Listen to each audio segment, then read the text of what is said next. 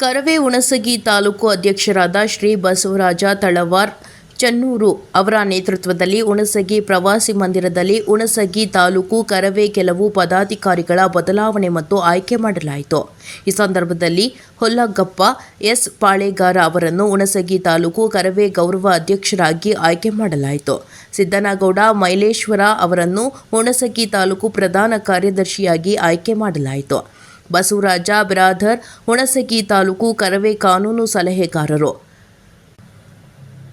ಹಣಮಂತ ದೊರೆ ತಾಲೂಕು ಸಂಘಟನೆ ಕಾರ್ಯದರ್ಶಿ, ಶ್ರೀಕಾಂತ್ ದೊರೆ ತಾಲೂಕು ಕಾರ್ಯದರ್ಶಿ, ಜಟ್ಟೆಪ್ಪ ಕಟ್ಟಿಮನಿ ಸಾಮಾಜಿಕ ಜಾಲತಾಣ ಸದಸ್ಯರು, ದೇವು ಹಣಮಸಾಗರ ಸಹ ಕಜಂಜೆ, ವಿಶ್ವನಾಥ ಬಡಿಗೇರ್ ಕಜಂಜೆ, ನಾಗಪ್ಪ ಬಿರಾದರ್ ಸಹ ಕಜಂಜಿ ಮಾಡಲಾಯಿತು. ಹಾಗೂ ಈ ಸಂದರ್ಭದಲ್ಲಿ ವಿಶೇಷವಾಗಿ ಮಾಧ್ಯಮ ವರದಿಗಾರರಿಗೆ ಸನ್ಮಾನಿಸಲಾಯಿತು.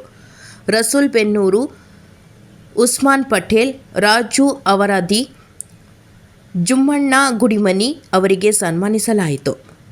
ಈ ಸಂದರ್ಭದಲ್ಲಿ ಕರವೇ ತಾಲೂಕು ಅಧ್ಯಕ್ಷರಾದ ಶ್ರೀ ಬಸವರಾಜ ಚನ್ನೂರು, ಶರಣು ಅಂಗಡಿ, ರಾಜು ಅವರಾದಿ, ಶಿವನಗೌಡ ಸದಬ, ರಾಜು ಗೌಡ ಕುಪ್ಪಿ, ಬಂದೆ ನವಜ ಯತನೂರ್, ಪ್ರಶಾಂತ್ ನಾಯಕ, ನಿಂಗಣ್ಣ ಗುತ್ತೇದಾರ, ಸಿದ್ದನಗೌಡ ಪಾಟೀಲಹಳ್ಳಿ, ಚನ್ನು ಬಸ್ಸು, ದೇವಣ್ಣ ಮುತ್ಯ, ಇಮ್ಮು ಚೌಧರಿ, ಈಶ್ವರ್ ಇನ್ನಿತರ ಕರವೇ ಪದಾಧಿಕಾರಿಗಳು ಭಾಗವಹಿಸಿದ್ರು.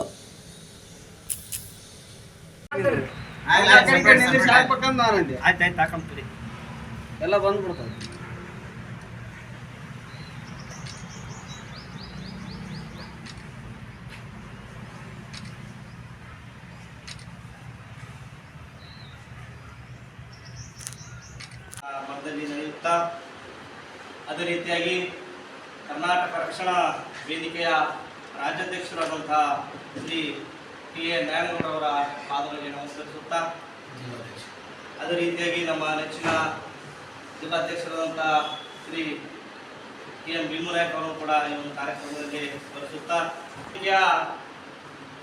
ತಾಲೂಕು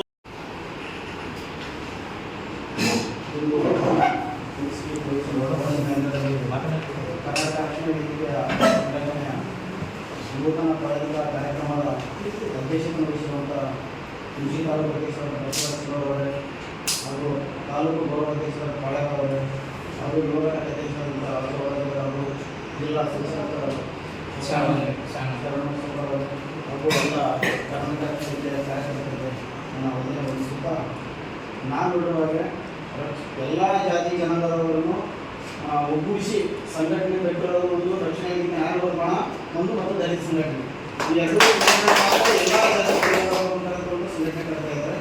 ಮತ್ತು ನಾನು ನೋಡುವಾಗೆ ರಕ್ಷಣಾ ವೇದಿಕೆ ಫಸ್ಟಿಗೆ ರಾಜ್ಯದಲ್ಲಿ ಏನಾದರೂ ಕನ್ನಡ ಬಗ್ಗೆ ಏನಾದರೂ ಡಿಬೇಟ್ ಸಂಘಟನೆ ಏಕೈಕ ಸಂಘಟನೆ ಅಂದರೆ ನ್ಯಾಯಗೌಡ ಸಂಘಟನೆ ಬರ್ತಾರೆ. ನಾನು ಮೊನ್ನೆ ನೋಡಿದ ಫೇಸ್ಬುಕ್ ನ್ಯಾಯಗೌಡ ವಿಡಿಯೋ ನೋಡಿದೆ, ಸುಮಾರು ರಕ್ಷಣಾ ವೇದಿಕೆ ಕಾರ್ಯಕರ್ತರ ಮೇಲೆ ಸಾವಿರಾರು ಕೇಸ್ ಹೊಡೆದ ಅಂತ ಅವರು ಹೇಳಿದರು. ಅದು ಈ ನಮ್ಮ ರಾಜ್ಯದ ಒಂದು ದೊಡ್ಡ ದುರಂತ. ಯಾಕಂದರೆ ನಾವೆಲ್ಲ ರಕ್ಷಣಾ ವೇದಿಕೆಗಳು ನಮ್ಮ ಚನ್ನೂರ ಮೇಲೆ ಕೇಸ್ ಆಯಿತು, ಮತ್ತು ಕಾಮಿಟಿಗರ ಮೇಲೆ ಕೇಸ್ ಆಯಿತು.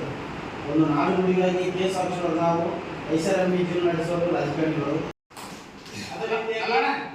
ಕರ್ನಾಟಕ ರಕ್ಷಣಾ ವೇದಿಕೆಯ ರಾಮಪುರ ಬ್ಲಾಕ್ ಅಧ್ಯಕ್ಷರಾದಂತಹ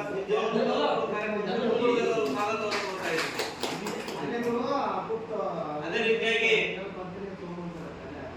ನಮ್ಮ ಏನೇ ಒಂದು ನಮ್ಮ ಕಾರ್ಯಕ್ರಮ ಇದ್ದು ಕೂಡ ಸೌಲಭ್ಯ ಆಕಾಶ ರಾಜ್ಯಗಳು ಕೂಡ ಸುದ್ದಿ ಮಾಡ್ತಾರೆ ಅಂತೇಳಿ ನಮ್ಮ ಒಂದು ಸಂಘಟನೆ ಬೆಂಬಲ ನಿಂತಿರುವಂತ ಜೆಕೆ ಸಂಘಟ ಜಿಲ್ಲಾ ವರದಿಗಾರರಾದ ಅವರು ಕೂಡ ಕಾರ್ಯಕ್ರಮ ತುಂಬಿರುತ್ತಾರೆ.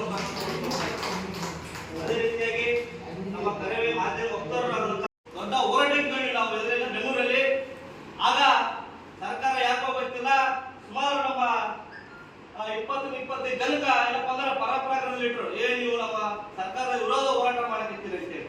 ನಾವೇನು ಮನೆಗೆ ಹೋರಾಟ ಮಾಡಿದ್ವಿ, 60% ನಾವು ಬಂದು ಕನ್ನಡ ಹಾಕಿ ಹೋರಾಟ ಮಾಡಿದ್ವಿ. ಆದ್ರೆ ಏನಪ್ಪ ಅಂದ್ರೆ ನಮ್ಗೆ ಹೋಗಿ ನಮ್ಮ ಕಾರ್ಯಕರ್ತರಿಗೆ ಹೋಗಿ ಜೈಲಲ್ಲಿ ಹೋಗಿ ಕೆಲಸ ಮಾಡಿದ್ವಿ. ಹೀಗಾಗಿ ಬಂಧುಗಳೇ, ನಾವು ಒಂದಲ್ಲ 3 ಸಲ ಜೈಲಲ್ಲಿ ಇಟ್ಟರು ಕೂಡ ನಾವು ನಮ್ದು ಒಂದೇ ಕೆಲಸ, ಕನ್ನಡಕ್ಕಾಗಿ, ಕನ್ನಡ ದಲಿತಕ್ಕಾಗಿ, ಕನ್ನಡ ಭಾಷೆಗೋಸ್ಕರ ಹೋರಾಟ ಮಾಡಕ್ಕೆ ಹೋದ್ರು ಸಿದ್ಧ ಆಗಿದ್ವಿ. ತಿಳ್ಕೊಳ್ರಿ,